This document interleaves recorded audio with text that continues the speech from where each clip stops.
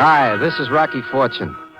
You know, for a guy who went to school under the L tracks and learned his alphabet off of neighborhood store windows, I'm at the head of a mighty fancy class these days. I signed a new lease on life when I stopped Perry Shane, a Park Avenue legal eagle, from bending down in front of a hot slug poured his way by an ex-con. Perry, being the rich, understanding type, showed his thanks by offering me a process-serving job in his 14-carat law factory. In the workings of my new job, I do not have the ticking of a time clock to affect my sunny disposition. However, on this particular day, my sunny disposition went south. In fact, everything was pouring. The skies and Mr. Shane, who is now pouring himself a slug of something that couldn't possibly be tea. Come in, Rocky. Sit down. What's with the early cocktail session? The rain got you down? No. Matter of fact, I like the rain. Mr. Shane, I will endanger the morale of your office by being the first employee to accept libation during office hours. Oh, I'm sorry, Rocky. I just forgot. Please join me. Well, I don't usually, but since I suggested it, I will. Here you are. Thanks. You know something? I wonder how the poor people are making out. Here we are, warm in a mink-lined office, not a worry in the world. Smug as a bug in a rug. Did you say smug? That I did. I suddenly heard myself talking, I guess. Strange you should say that. I was just thinking that about myself. Problems? Oh, not mine. A friend. Wonder how you'd handle this. Well, try me for size. I can't tell you what the problem is, Rocky. Legally, as an attorney, I should turn it over to the police. Yet it'd break his heart if it did. Well, can I find out about it from the friend? It's an idea. You can. Tell you what, Rocky, I'll write down a name and address. Here are the keys to my car. Take it and go right over.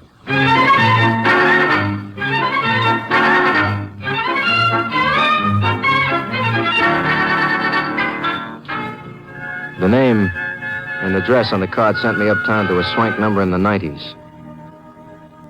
The plush elevator took me to a Doctor's Park Avenue fantasy, nestled high among the 32nd floor hills of solid concrete and mahogany. The name on the card opened the door himself. Dr. Jonas? Oh, come in, Mr. Fortune.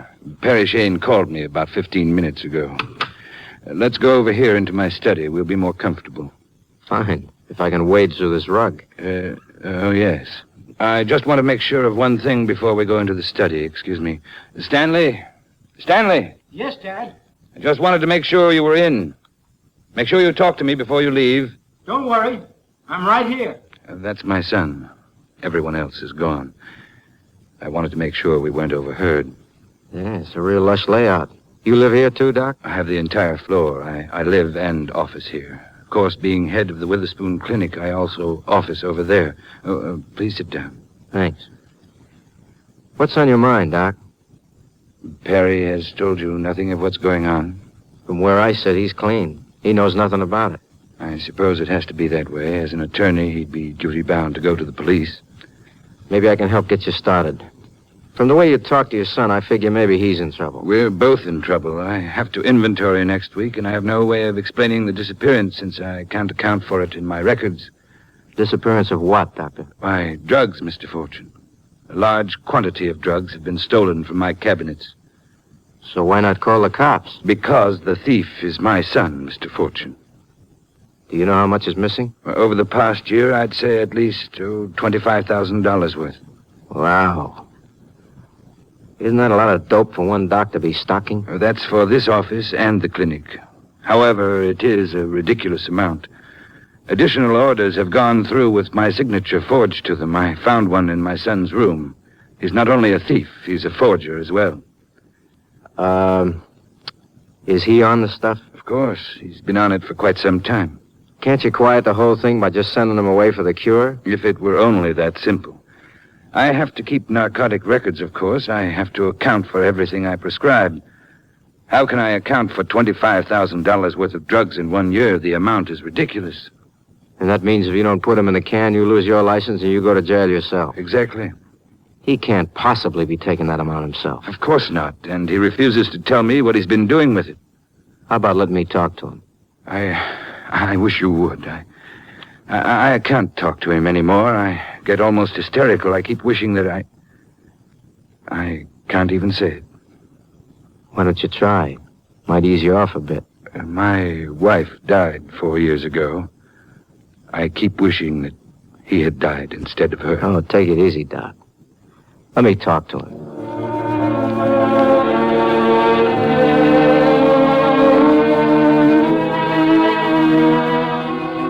So I find out that the streets can be dirty even on Park Avenue. This is for real, the doctor's dilemma. Here's a guy who's got everything in the world to give his kid, and the kid fouls up with the dirtiest mud in the whole world, dope. This boy I put on my list even before I made the talk with him. I shook fins with a wet fish, and he went right to the top of the list. Mr. Fortune is trying to help you out of your mess. Now try to be civil to him. I'll be in the other room. Who needs you? Why, you young... Take it easy, boys. Make some pictures for an outsider, and maybe something can happen. And call me if he gives you any trouble. Since when can you handle me? Slow down, Junior. If he can't, I can. Now, look, creep. If you want to help somebody, join the Salvation Army. Here. You didn't dig that kind of jive out of Park Avenue. Where'd you get it? I have nothing to say to you. So we'll call the feds, and you'll say it to them. He wouldn't dare call anyone. Son in jail? Huh. I guess you'd feel better if your old man went to jail in your place. What are you talking about? Exactly what I said. He's got his records to worry about, son. His drug records can't possibly jive since he can't account for all the stuff you swiped. Think it over, Buster. Well, I didn't think of that. You didn't think, period. Now, come on, give with some information. Well, what do you want to know? That's better. What did you do with most of the stuff you swiped?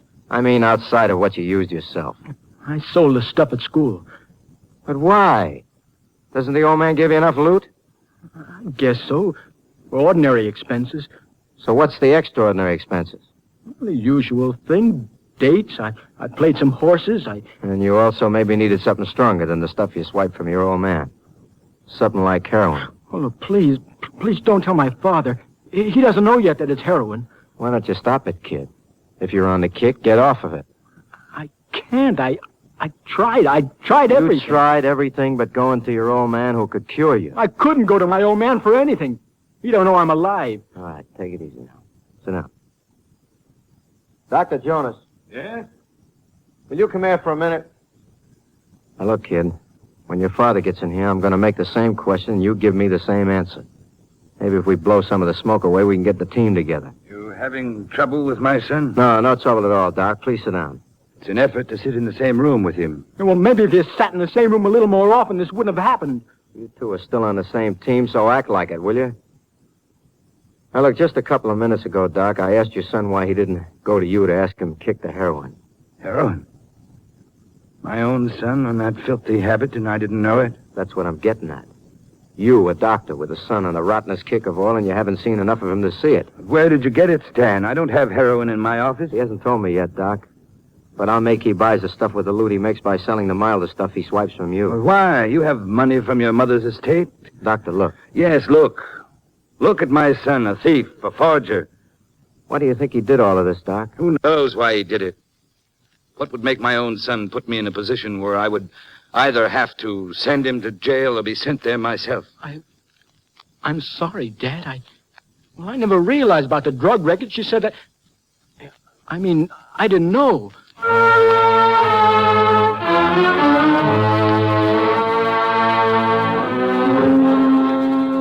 I looked at the old man to see if he caught the slip. No action. I looked at the kid. He was beginning to look better. Instead of the wet fish I thought I saw at first, my impression took to the right flank march. This was another poor little rich kid. He could have all the laughs he wanted. But I guess a laugh is kind of empty when nobody home laughs with you. The father was a Frankenstein to his son, and the old man didn't know why. And it was time for the son to get a friend to turn to. I put myself in front of him on what I hoped was the right turn. He played right down the line. I'm sorry I caused the old man all this trouble. It's now his middle name, kid, and it's pretty much in your lap to get him out, and yourself, too. Well, what can I do? Just go to the police? Nah, he won't be off the hook if you're in the can, kid. He's not a bad guy, you know. Yes, I guess I know. Now, look, before we do anything, let's clear up one little miss. What do you mean? The name of the dame you were thinking about when your tongue did a tailspin a little while ago. Well, I wasn't thinking about anybody in particular. Stan, to bring those words in front of your ears, I make the quotation. You started to say, she said that, and you tried to rub out the statement. Who's the she? Rocky, I can't involve her. Since Mother died, she's the only friend I've had. Does she know your father? Well, of course, but she wouldn't do anything to hurt him.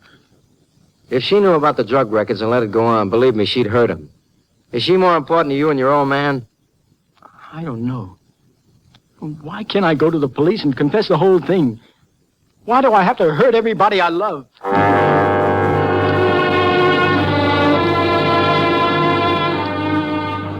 The lights went on all over the world.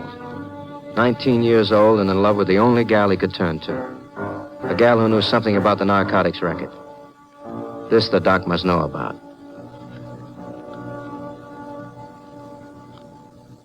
He did. There's only one girl he can possibly mean, but it never entered my mind that she could be involved. Why, she's been with me ever since she finished her training. What kind of training? She a nurse? Of course, my nurse, Miss Carroll. Young, curvy, nice soft shoulder for the kid to weep on? I suppose so. Frankly, I never took too much notice. You know, for a doc, you don't seem to take much notice of anything. Does she keep your drug records? She keeps them, but she locks them up in my desk drawer. Where can we find this Miss Carroll, Doctor? I sent her home, so I suppose we can find her there. Do you really think she's gotten him involved in this? Well, he's a very young and tender 19. And he thinks he's in love, and you can make book that this Carroll is the object of his affections. If that's the case, let's get the police after her. The feds are awful careful about how doctors use the narcotic supplies. If an order is out of line, they investigate. So with the amount of stuff Junior had faked as coming to Park Avenue address, it couldn't have been possible to get away with it. Some of it had to be sent to another spot they could get at. That spot could be the clinic. The finger was right in Carroll's eye. As the doc put the finger in Miss Carroll's doorbell. Who is it? Dr. Jonas, Miss Carroll. Oh, just a minute, Doctor. I'll slip into a robe. Tell her it's come as you are, party. We'll save time. Time is something we have very little of. Both narcotic inventories must be made next week and sent in. Check. If she's up to her neck, she's got to move out before then, right? Right. So, we see which way she moves when we give her a real strong arm to use. Incidentally, let's keep the confab low out here. Play this cool and follow the leader. Just don't be thrown by anything I might come up with. Sometimes I don't quite understand your language, Rocky, but I do understand the things you've pointed out. I know now how I've failed as a father. Well, if my plan works, at least you'll have made up for part of it. The kid's on the kick. We know he has forged orders, but we don't know everything. Since he feels he's in love with his baby, he could be playing hero. Yes, but no matter what happens, I know he has to pay for what he's done. Shh, careful. Sorry to keep you waiting, Doctor. I didn't know anyone was with you. Come in, please. Thank you, Miss Carroll. This is Mr. Fortune. How do you do, Mr. Fortune? It's nice to see you, Miss Carroll. And I do mean nice. Thank you very much. Won't you have a chair? Sorry to intrude at your home, Miss Carroll, but this man has come to me with some very alarming news. Really? Concerning me? News about you would be a 3-alarm. How quaint. I told the doc here news about his junior. News that's worth dough to me. He said he wouldn't pay it till he talked it over with you. I said fine, as long as I sit in on the chat. Start chatting, Doc. Mr. Fortune tells me my son is on heroin. Did you know that, Miss Carroll? So you finally know. Yes, I've known about it for months now. I knew it'd break your heart, and I've been doing everything possible to get him off it. I even promised to arrange a quiet cure for him. It's a little late for that, sweetie. How quiet the deal is depends on how the doc acts. What do you mean? I mean, the kid's been peddling, too. That's impossible. I said he's been peddling. I know, because he peddled to me. Of course, I ain't interested in the chicken stuff he steals from his old man and sells. I only got time for the stronger stuff he uses himself. Do you mean he's been stealing narcotics from the office? I refuse to believe it. Doc, did I show you pictures of the kid handing the stuff over to me? It's true, Miss Carroll. I've seen the pictures. But Stanley's on heroin. We have no heroin either at the office or at the clinic. Do you know where he gets it? I don't care about that. I'm only interested in my son. I'll see to it that he gets off the filthy stuff, but I can't have him treated as a common addict. I'll pay any amount of money to keep it quiet until he's cured. Unwise of you to say that, Doctor, in front of a blackmailer. Now, look, sister, get one thing straight. I don't like the dirty money, so don't give me the blackmail bit. I'm on the stuff, and I admit it. I've been on it a long time, and it costs real dough. And I need the dough to keep me on it. If you got any ideas on how I can get the stuff, I'll let the doc off the hook. Doctor, you said you would pay any amount of money to keep this quiet. Of course I will. You think I want to see my son like this man? Willing to lie, cheat, steal, do anything because he has to have the stuff? I'll pay every cent I have. Well, why don't you let me talk to this man, Doctor? Perhaps I can help. Tell you what, Doc. I'll hold the picture as long as I get the stuff. If the little lady here helps me, fine. In the meantime, don't call me. I'll call you.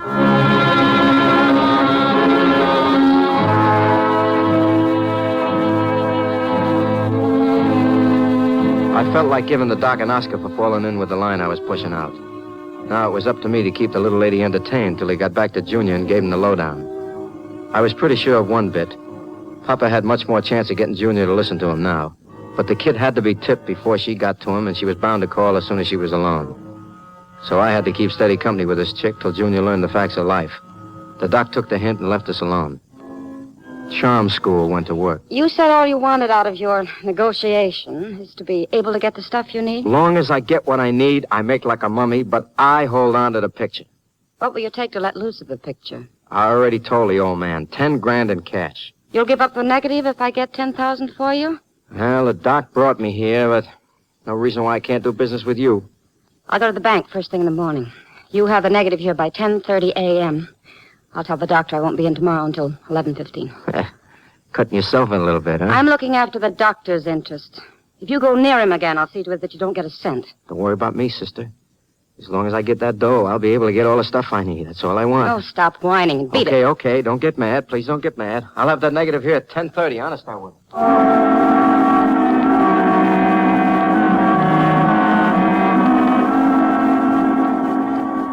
Now, if the kid isn't too far involved, we're in business. So far, it looked like the little lady was taking all the bait we tossed out. The lady also had to work fast because she must know her little game is over when the inventory's taken. In the meantime, I had to deliver a negative in the morning. Stan and I looked at the birdie in a home-sized camera, took the negs to a friendly photographer, and in the morning I would be set with this item. Next, I had to have a heart-to-heart with the kid. By this time, he was willing to spill. I never even saw the extra stuff that came to the office and the clinic. But I thought you said you sold it to the kids you know. He only said that because he thought he was protecting her. Right, son? Well, that's right, Dad. I just wanted to confess to the whole thing to keep her name out of it. I guess I've been a fool about everything. Her, too. Well, if you've reached the age of 19 and have only been a fool over one woman, I'm proud of you. Those words are nice music to my ears, Doc, but we got a long road to haul before we're out of the wood. This little cookie's been plenty smart. She had Stanley forge your name to those orders, and that's still a big federal offense. That means I'll still go to jail. Somebody's got to take the rap when that true inventory is taken next week. You could still be that somebody.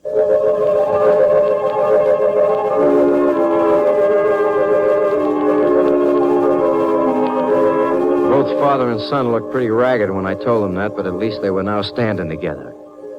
What happened depended on what the chick did after I gave her the phony picture and negative. I didn't know any of the narcotics gang, so I figured I'd better not have them in on a party that just might not come off. Better I should have my pal, Sergeant Finger, and let him bring them in. A call to him said his part of the plan. Even on Park Avenue, you can't stay out of the soup. Finger, look. The kid only went wrong because of the old man. How many kids do you know where this happens? Play along with me and give the kid a break. Smart guy. You know I got 6 kids. What else can I do? Wonderful. Now, look, we're all set now. You bug the doc's office and set up in the apartment below. I already got permission from the people who live there. You're awful sure of me. I hope you're as sure of what's going to happen. I'm not sure. It's a chance. It's his only chance.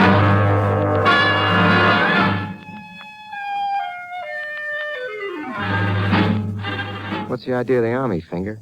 I thought you weren't going to bring narcotics till we knew whether we were right or wrong. Whether you were right or wrong, Rocky, you don't monkey with the feds. Somebody goes to the pokey. We're set up now so we can hear everything that's said in the doctor's office. I know.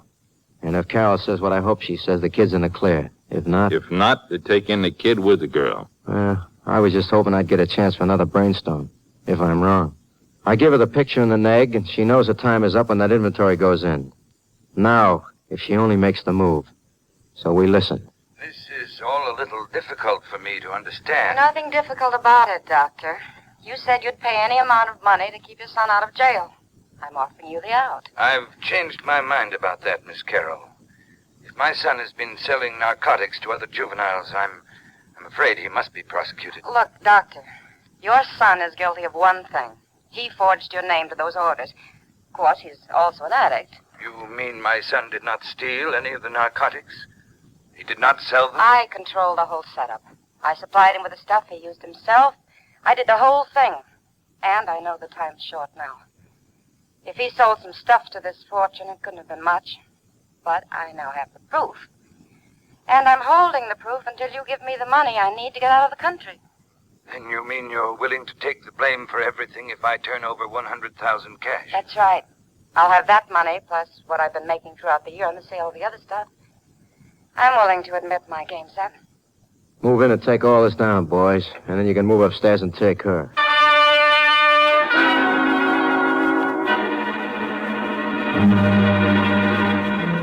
It worked out exactly as you thought, Rocky, but I'm still in the dark as to how you figured her actions. Well, the time for the kid was short. Just 1 week and the whole thing would be discovered. But the time was just as short for her. She had to get out. So when we dreamed up that picture of the kid selling the stuff to me and you said you'd pay anything to keep him in the clear, well, she figured she'd buy it from me at $10,000 and sell it to you for $100,000. Then she gives you the bit that the whole thing can be blamed on her when the shortage is discovered. And being lost in some part of the world with enough money to last a lifetime, she knew she'd be safe. Exactly. And she only had him sign the fake signature to keep a stronger hold on him. Right again. Now, if we can only straighten out Stan, what do you think will happen with him? Well, first thing, since he's got a father again, Shane thinks he'll get a suspended sentence. He'll get the cure, and that's that. You know, if you'd only have realized one thing, this probably wouldn't have happened to the kid at all. And what's that? Well, when your wife died, you lost a wife, your son lost a mother. You're right. That's when I went to pieces and failed him. Funny that coming from you. Your language doesn't sound like a college man. Your logic does. That's easy, too, Doc. You see, the school where I learned my logic, they don't teach language.